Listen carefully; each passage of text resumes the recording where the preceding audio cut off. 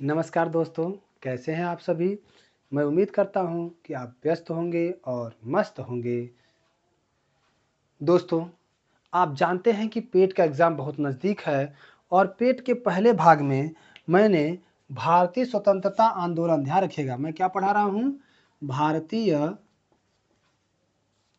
स्वतंत्रता आंदोलन, मैं इसकी बात कर रहा हूँ दोस्तों। जो 5 नंबर का कम से कम आना है आपके एग्ज़ाम में, भारतीय स्वतंत्रता आंदोलन के तहत मैंने आप लोगों को पहले वीडियो में दोस्तों 1857 की क्रांति के बारे में बताया था कि इसको किसने क्या कहा था, कब स्टार्ट हुआ था, कैसे स्टार्ट हुआ था, कहाँ-कहाँ पर इसका नेतृत्व हुआ और कैसे ये विफल होता है और स्टार्ट होने का कारण क्या था। उसके बाद मैंने 1885 के बारे में ज़िक्र किया, जहाँ पे राष्ट्रीय कांग्रेस की स्थापना होती है ए.ओ. ह्यूम के माध्यम से। फिर दोस्तों मैं आगे बढ़ा और आगे बढ़ा तो आप लोगों को 1877, 1878 ये ये जो वर्नाकुलर प्रेस एक्ट था, आर्म्स एक्ट था, इन सब की बात करी, दिल्ली दरबार की हमने बात किया। उसके बाद 1905 बंगाल विभाजन की बात की। उसके बाद दोस्तों 1906 मुस्लिम लीग की स्थापना होती है। 1907 सूरत अधिवेशन में कांग्रेस का विभाजन होता है। 1909 पार्लियामेंट सुधार आता है जिसमें मुस्लिमों के लिए पृथक निर्वाचन क्षेत्र की व्यवस्था की जाती है। 1911 जिसमें दिल्ली दरबार लगता है और इसी समय पहली बार कलकत्ता अधिवेशन में राष्ट्रगान को गाया जाता है, जिस पे जो कि गीतांजलि नामक पुस्तक से ली गई है और इस गीतांजलि को 1913 में साहित्य का पहला नोबेल पुरस्कार मिला था। ये सारी बातें मैं पिछले वीडियो में बता चुका हूं दोस्तों। 1914 का मैंने प्रथम विश्व युद्ध भी बता रखा है और 1914 में कामागाटा मारू प्रकरण जो है, जिसमें होता क्या है कि एक जहाज होती है जो कामागाटा मारू से निकलती है, उस जहाज का नाम है, और जो है वो निकल करके आना चाहते हैं सिंगापुर, लेकिन बीच में रोका जाता है। ये सारी प्रकरण हमने बता रखा है। तो पिछले वीडियो में दोस्तों 1857, 1885, 77, 78, 1905, 1906, 1907, 1909, 1911, 1914 तक की बात हो चुकी थी। मैंने इसमें थोड़ा सा जिक्र आपका 1916 भी किया था दोस्तों, और 1916 में एक तो लखनऊ समझौता और एक बीएचयू की स्थापना हमने कराई थी दोस्तों। 1914 में प्रथम विश्व युद्ध हुआ था, प्रथम विश्व युद्ध, और एक कामागाटा मारू प्रकरण था। 1909 में दोस्तों आप देखेंगे तो मार्ले मिंटो सुधार था, जिसमें मुसलमानों को पृथक निर्वाचन क्षेत्र दिया जाता है। 1907 में दोस्तों कांग्रेस विभाजन था, जिसमें कांग्रेस नरम और गरम दल में बट जाती है। बड़े ही इत्मीनान से ध्यान रखिएगा दोस्तों, 1906 में मुस्लिम लीग की स्थापना होती है, जिसका मुख्य उद्देश्य था मुस्लिम के हितों की रक्षा करना और अंग्रेजों के साथ मिलकर रहना। और साथ ही साथ दोस्तों एक चीज़ समझिएगा, इसे ढाका के नवाब सलीमुल्लाह खान ने स्थापित किया था, ठीक है ना। इतनी बातें हमने करी थी इससे पिछले वीडियो में। 1905 में दोस्तों बंग भंग है, या इसी को बंगाल विभाजन कहते हैं, लॉर्ड कर्जन के समय में हुआ था, और इसमें बंगाल को दो भागों में बांटा गया था, पूर्वी बंगाल, पश्चिमी बंगाल। पूर्वी बंगाल में मुस्लिम बाहुल क्षेत्र था, पश्चिमी बंगाल हिंदू बाहुल क्षेत्र था। इनका काम था कि इनको लड़ाएं भिड़ाएं और अपना शासन चलाएं, ये अंग्रेज कर रहे थे। यहाँ पे दोस्तों आपका वर्नाकुलर प्रेस एक्ट और आर्म्स एक्ट, ठीक है ना, ये दो एक्ट ध्यान रखेगा। 77 में दोस्तों क्या याद रखेंगे, दिल्ली दरबार याद रखिएगा, दिल्ली दरबार, ठीक है ना, दिल्ली दरबार। 85 में राष्ट्रीय कांग्रेस की स्थापना होती है ए.यू. होम द्वारा कांग्रेस, और 57 में क्रांति होती है। तो ये बातें जो है ये मैंने पेट के पहले मतलब वीडियो में बहुत अच्छी तरह से बता रखा है। अब जैसा कि मैंने बताया था कि हम अगर बात करें स्वतंत्रता आंदोलन की, तो मैंने एक चीज़ बताई थी कि इसको 3 भागों में बांटते हैं दोस्तों। एक आपका 1857 से लेकर के 1885 तक, 1885 से लेकर 1919 तक, और 1919 से लेकर 1947 तक। ये उदारवादी थे दोस्तों, उदारवादी लोग थे। ये उग्रवादी थे, उग्रवादी। और ये महात्मा गांधी थे यहाँ पे ना, महात्मा गांधी, या यहाँ पे गांधी युग कहिए। तो हमने अभी तक क्या किया, इसको पढ़ लिया है, ख़त्म कर दिया है। इस वाले पोर्शन में हम लोग चल रहे हैं और उसमें भी मैंने लगभग चीज़ें समाप्त कर रखी हैं। आज हम लोग पढ़ेंगे 1919 का, जो है 1915 से शुरू करेंगे, क्योंकि कारण ये कि अब गांधी युग पढ़ना है हमें ना, हमें क्या करना है, गांधी युग पढ़ना है। तो अब चलते हैं आज के वीडियो में और गांधी युग देखते हैं, ठीक है। गांधी युग से पहले एक छोटी सी बात हम समझ लेते हैं, जिसका नाम है 1916। 1916 में दोस्तों लखनऊ समझौता हुआ था, लखनऊ समझौता हुआ था। और इसमें जो आपके नरम दल थे और गरम दल थे और मुस्लिम लीग जो है, ये सब मिल चुके थे दोस्तों, और एक साथ मिलकर अंग्रेजों से लड़ने के लिए इन्होंने खाका खींचा था। उसके बाद क्या होता है कि इसी 1916 में एक बहुत बड़े संस्था, आपके बगल की संस्था बीएचयू की स्थापना होती है। बीएचयू की स्थापना होती है मदन मोहन मालवीय के द्वारा। अच्छा, ये लखनऊ समझौता अचानक तो हुआ नहीं, यह किसी न किसी के माध्यम से हुआ होगा। और वो माध्यम था दोस्तों, ध्यान रखिएगा, मैं बता दूं कि इसमें जिन्ना और तिलक ने मिलकर ये करवाया था। जिन्ना प्लस तिलक, इन दोनों की महत्वपूर्ण भूमिका थी लखनऊ समझौता कराने में।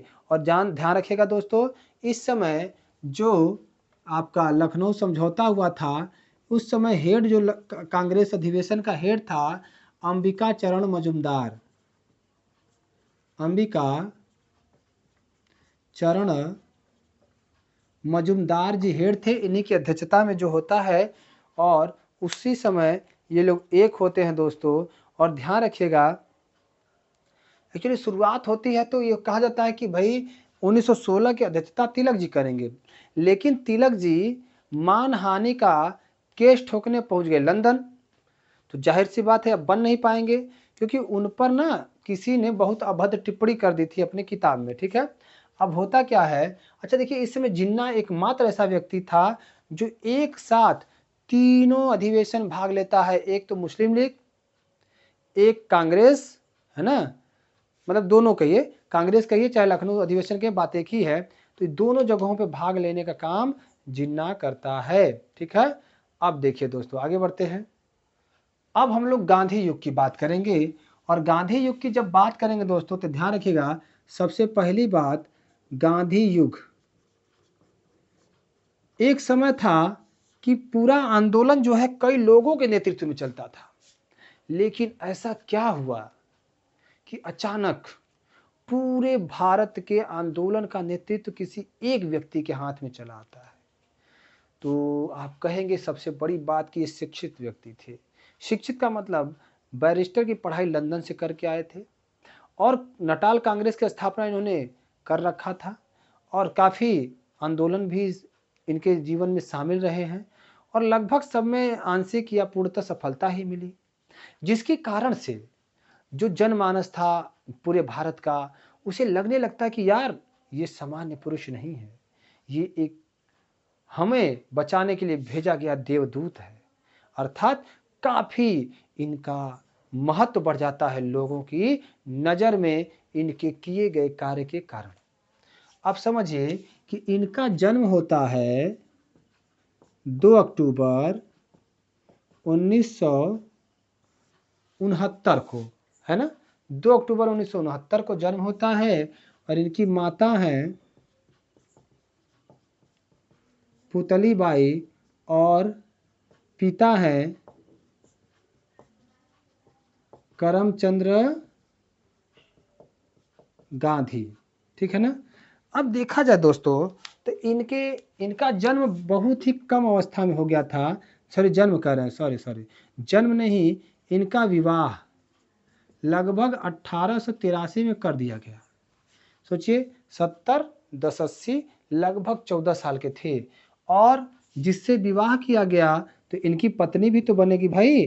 तो पत्नी थी कस्तूरबा, जिसको प्यार से बा कहते थे। बा है ना, बा कहाँ है बा, सुनिए बा, तो मतलब बा कहते थे। और इनकी पत्नी की बात हमने करा तो इनके कुछ बच्चे भी थे और बच्चे थे दोस्तों 4 बच्चे थे इनके। और चारों के नाम अगर देखा जाए तो हीरादास,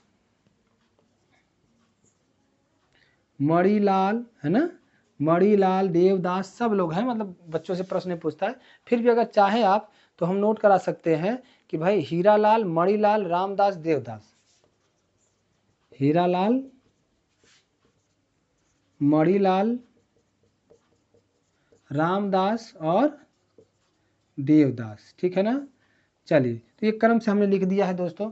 अगर आपसे प्रश्न करे कि कि जो है इन्होंने शुरुआत जो की थी दोस्तों, सबसे पहली बार 1992 में, ध्यान रखिएगा, 1992 में एक बार भारत आए थे।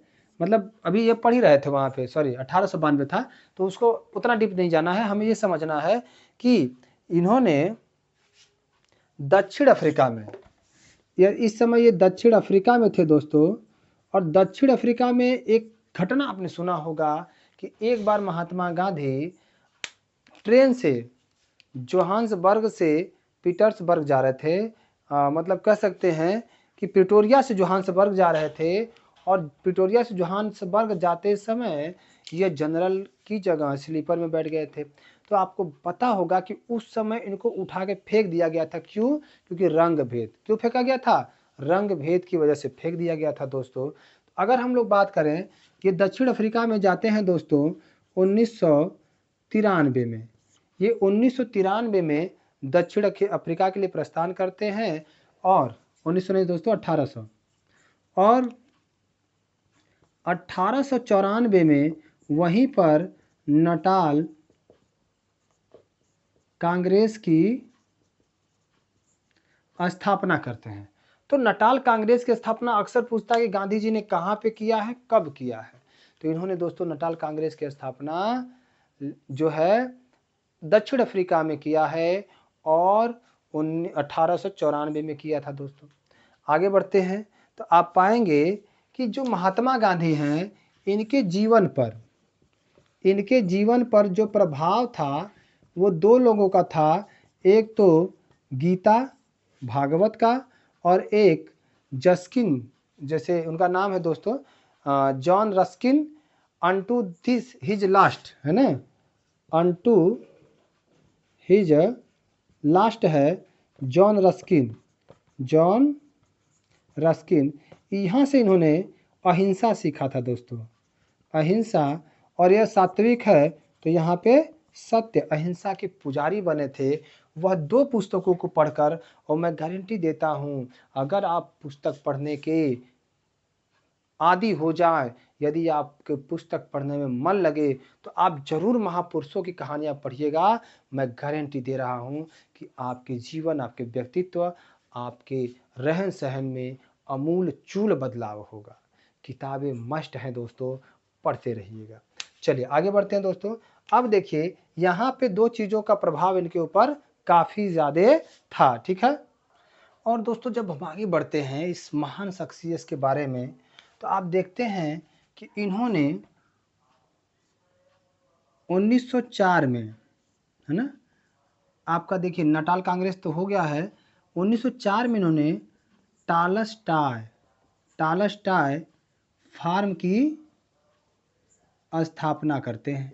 टॉलस्टॉय फार्म, ये देखिए सारी बातें दक्षिण अफ्रीका में हो रही है दोस्तों। टॉलस्टॉय फार्म की स्थापना कर देते हैं और याद रखिएगा 1904 में ही रंग भेद से लड़ने के लिए पहली बार सत्याग्रह करते हैं। तो कभी कभी पूछता है कि उन्होंने पहला व्यक्तिगत सत्याग्रह कब किया था, कब किया था, ध्यान रखिएगा। तो इनका पहला व्यक्तिगत सत्याग्रह यहीं पे है, रंग भेद के विरुद्ध सत्याग्रह इन्होंने किया था, सत्याग्रह। ठीक है दोस्तों, चलिए तो ये कुछ बातें हम और भी बताएंगे इनके बारे में। आज बने रहिए हमारे साथ, बड़ा मज़ा आएगा। चलिए आगे बढ़ते हैं दोस्तों। 1906 की बात करें। देखिए हम लोग इस स्वतंत्रता आंदोलन में गांधी युग पढ़ रहे हैं, एक चीज़ ध्यान रखिएगा, गांधी युग पढ़ रहे हैं। और गांधी युग की जब बात कर रहे हैं तो हम शुरू से चल रहे हैं दोस्तों। 1906 की बात करें अगर, तो 1906 में इन्होंने, देखिए दो जगह है, ध्यान रखिएगा, एक जुलू है, एक बोअर है। इन दोनों जगहों पे क्या था, प्रांतीय चुनाव था। इस चुनाव में क्या होता है कि दंगा भड़क जाता है, दंगा भड़क गया। और दंगा भड़कने की वजह से, इस चुनाव में दंगा भड़कने की वजह से काफ़ी अंग्रेज घायल होते हैं। और उन घायल अंग्रेज़ों की सहायता के लिए, सहयोग के लिए या उनकी सेवा के लिए गांधी जी प्रार्थना पत्र लिखते हैं अंग्रेज़ों को, और उनके सेवा करते हैं, अंग्रेज़ों की सेवा करते हैं। जिसके उपलक्ष्य में इनको 1906 में 2 पदक मिले थे दोस्तों, एक तो बुअर पदक और एक जुलू पदक, दोनों क्षेत्रों के नाम पे हैं। तो ये दोनों के दोनों दक्षिण अफ्रीका में मिल गए, ठीक है ना। कब मिले, तो 1906 ईस्वी में इनको जुलू पदक मिल गया है दोस्तों। इनको 2 पदक मिल गए थे 1906 में। और यह कारवां यहीं रुका नहीं, आगे बढ़ते हैं, बताते हैं कुछ और बातें। गांधी जी पर एक और व्यक्ति थे जिनका काफ़ी प्रभाव था, उनका नाम था दोस्तों गोपाल कृष्ण गोखले। गोपाल कृष्ण गोखले जो गांधी जी के राजनैतिक क्या थे, गुरु थे। इनका भी काफ़ी प्रभाव इनके ऊपर था। अब होता क्या है कि इनके गुरुजी 1914 में बीमार पड़ जाते हैं। और यह सूचना जब गांधी जी को पड़ती है तो वो दक्षिण अफ्रीका से भारत के लिए रवाना होते हैं कुछ समय के लिए, कि हम जाएंगे फिर वापस आएंगे। लेकिन अब वो आते हैं और भारत के होकर रह जाते हैं दोस्तों। अब वो वापस नहीं जा पाते हैं। बीमारी का समाचार सुनकर गांधी जी भारत आते हैं दोस्तों। गांधी जी का जो भारत आगमन है ये होता है 9 जनवरी 1915 को। और इसी दिन को हम भारतीय प्रवासी दिवस मनाते हैं। भारतीय प्रवासी दिवस मनाते हैं इसी दिन को दोस्तों, है ना। अब देखिए, अगर हम लोग बात करें कि गांधी जी भारत आ चुके हैं, और भारत आए जब, अब जब ये भारत आते हैं दोस्तों, सॉरी 1914 नहीं होगा, यहाँ पे 1915 हो जाएगा। और जब ये भारत आते हैं तो इस समय प्रथम विश्व युद्ध चल रहा था। प्रथम विश्व युद्ध 1914 से लेकर 1918 तक चलता है, जिसे आप सभी लोग भली भांति जानते हैं, ठीक है ना। आइए आगे बढ़ते हैं। अब देख लेते हैं कि इस प्रथम विश्व युद्ध की जब बात करें तो इसमें 2 देश या 2 गुट हुआ करते थे। एक थे मित्र राष्ट्र और एक थे ध्रुवीय राष्ट्र। ये बेचारे गरीब व कमजोर थे, ये अमीर व शक्तिशाली थे। अमीर व शक्तिशाली थे दोस्तों। इसमें आप देखेंगे तो आपका यूएसए, यूएसएसआर है ना, उसके बाद ऑस्ट्रेलिया, ब्रिटेन, ये सारे बड़े बड़े देश थे। जबकि इधर जापान, जर्मनी, तुर्की, फ्रांस, ये सारे छोटे छोटे देश थे। लेकिन एक चीज़ मैं बता दूं, यदि आपके पास खूब पैसा है, आप सूट बूट वाले हैं, आप बड़ी गाड़ी से चलते हैं, तो आप कभी नहीं चाहेंगे कि हम लड़कर मर जाएं, अर्थात सेना बने। और जो खाए बिना मर रहा है, गरीब है, वो जानता है कि मुझे मरना है, चाहे वो खाकर मरे, लड़कर मरे या बिना खाए मरे, वह लोग कहते हैं क्या कि हम सेना में भर्ती होंगे। और यहाँ पे सेना अधिक थी, यहाँ पे सेना कम थी दोस्तों। यहाँ पे सेना क्या थी, बड़ा कम थी, यहाँ पे सेना अधिक थी। और आप जानते हैं कि इसी देश का गुलाम था भारत। गुलाम कौन था दोस्तों, भारत। और भारत में इंसान, आदमी नहीं, शेर पलते थे, शेर, समझिए इस बात को। और मित्र राष्ट्रों को ये अच्छी तरह पता था कि अगर भारतीय आ गए तो इस युद्ध में हमारा जीतना निश्चित हो जाएगा। सुनिश्चित करने के लिए, जीत सुनिश्चित करने के लिए ये तीनों मिल करके ब्रिटेन पर दबाव बनाने लगे कि तुम क्या करो, भारतीयों से मदद लो, भारतीयों से क्या करो, मदद लो दोस्तों। और ब्रिटेन पर इतना दबाव बना कि यह भारतीयों से बोलता कि भाई हमारी मदद करो। और भारतीय कहते कि ना, मदद तो हम नहीं करेंगे, हमारी मांग माननी पड़ेगी। लेकिन किसी तरह मना लेते हैं दोस्तों। अच्छा एक चीज समझिएगा, हमारे जो भारतीय लोग थे, इसमें दो लोग हैं ना, मुख्य रूप से देखा जाए तो एक तो मुस्लिम भाई हैं, एक हमारे हिंदू भाई हैं। अब इनका क्या था कि अगर ये समुद्र पार करते हैं, समुद्र पार करना इनके धर्म में निषेध था, यानी पाप था। और मुस्लिम लोग क्या थे कि तुर्की का जो खलीफा था उसे अपना खलीफा मानते थे यहाँ पे, ठीक है ना, ये खलीफा ये अपना मानते थे। तो भाई तुर्की तो इधर है और ब्रिटेन इधर है, तो तुर्की की मदद करेंगे, लेकिन अगर मदद नहीं कर पा रहे हैं तुर्की की, तो ब्रिटेन की भी नहीं करेंगे। अब ब्रिटेन बड़ा दुविधा में, कि यार क्या करें, हिंदू इसलिए नहीं आ रहा है क्योंकि उसको समुद्र करना पाप लग रहा है, मुस्लिम इसलिए नहीं आ रहा है कि उसके खलीफा के विरुद्ध हम युद्ध कर रहे हैं। बड़ा चिंतित था ब्रिटेन। और भारतीय नहीं जाएंगे तो जाहिर सी बात है पूरी तरह से हावी हो जाएंगे ध्रुवीय राष्ट्र।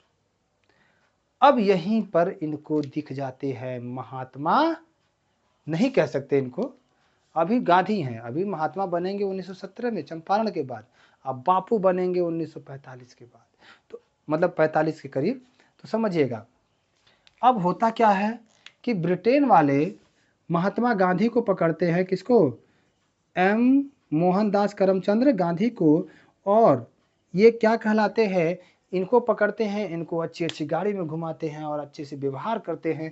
तो इनको लगता है कि यार दक्षिण अफ्रीका वाले अंग्रेज ठीक नहीं थे, ये तो यहाँ वाले अंग्रेज बड़ा ठीक है। तो ये क्या करते हैं, ध्यान रखिएगा, तो ये करते क्या है कि यह बहुत से लोगों को प्रेरित करते हैं सेना में भर्ती कराने के लिए। इसलिए इनको सेना में भर्ती कराने वाला सर्जेंट या उसी को दलाल कहते हैं ना, कहा जाने लगा। और इनको 1916 में केसर ए हिंद की उपाधि मिली। केसर ए हिंद की उपाधि इनको 1916 में मिल जाती है दोस्तों। अब सोचिए यही प्रश्न बनता है, इतनी बातें बताने के पीछे कारण यही थी कि जो प्रश्न बनता है वो मैंने आपको भली भांति बता दिया कि उनको 1916 में 1916 में केसर ए हिंद की उपाधि मिली थी। क्यों, क्योंकि यह सेना में भर्ती करवा रहे थे, किसको, तो भारतीयों को। बोले जैसे भारतीयों ने कहा कि नहीं नहीं गांधी, हम लोग समुद्र पार नहीं कर सकते क्योंकि यह हमारे धर्म शास्त्रों में वर्जित किया गया है। तो ये कहते हैं कि अरे यार मुझे देखो, ये सूट बूट ये टोपी देख रहे हो ना, ये विदेश में जाने का मतलब पुरस्कार है। मैं भी तो गया, लंदन पढ़ा, अफ्रीका गया, मुझे तो कुछ नहीं हुआ। तो उनकी बातें क्योंकि पढ़े लिखे इंसान थे, तार्किक बातें थी, तो लोग माने और फिर भर्ती हुए। और तुर्की का विघटन न करने की शर्त पर भारतीय मुसलमान भी भर्ती होते हैं कि चलो भैया कि तुम जीतोगे अगर तो तुर्की का विघटन नहीं होना चाहिए, तब हम आपका साथ देंगे, और नहीं तो नहीं देंगे, जो करना है कर लीजिएगा, या तो हमारे देश को आज़ाद करिए, या तो हम आपका साथ नहीं देंगे, या फिर जीत गए तो तुर्की को कुछ नहीं होना चाहिए, तभी हम सहयोग करेंगे। तो मरता क्या न करता। अंग्रेजों के ऊपर तलवार लटकी हुई थी, ब्रिटेन के ऊपर उसके मित्र राष्ट्रों की, इधर से ये भी हावी हो रहे थे, आपके ये वाले देश भी इस पे हावी हो रहे थे। अंततः ब्रिटेन को कहना पड़ा कि ठीक है, हम तुर्की का विभाजन नहीं करेंगे, लेकिन जानते हैं ना इन पे विश्वास करना बड़ा मुश्किल है। चलिए आगे बढ़ते हैं, देखते हैं क्या होता है। जैसा कि पीछे हमने बताया था कि अब गांधी जी आ चुके हैं, बात 1916 की है।